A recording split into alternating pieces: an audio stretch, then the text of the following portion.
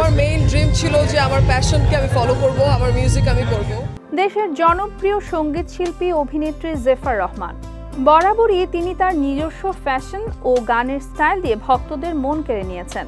সম্প্রতি সামাজিক যোগাযোগ মাধ্যমে বেশ কিছু ছবি শেয়ার দেন জেফার, যা তার ভক্তদের মাঝে নতুন করে আলোচনার জন্ম দিয়েছে।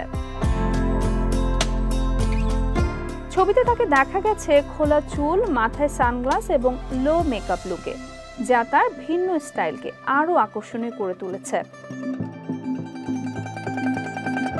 ছবিগুলোতে দেখা যায় তিনি একটি সাদা ফ্লোই ক্রপ টপ ও হাফ জিন্স পরেছেন, যা তার চিরাচরিত ফ্যাশনের বাইরে হলেও বেশ আকর্ষণীয়।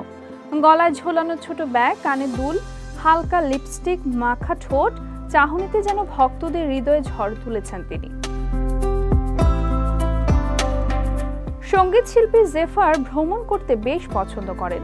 সম্প্রতি প্রকাশ করা তার ছবিগুলো হিমালয়ের দেশ নেপালে বসে তোলা, সেখানে তিনি ঘুরতে গিয়েছিলেন।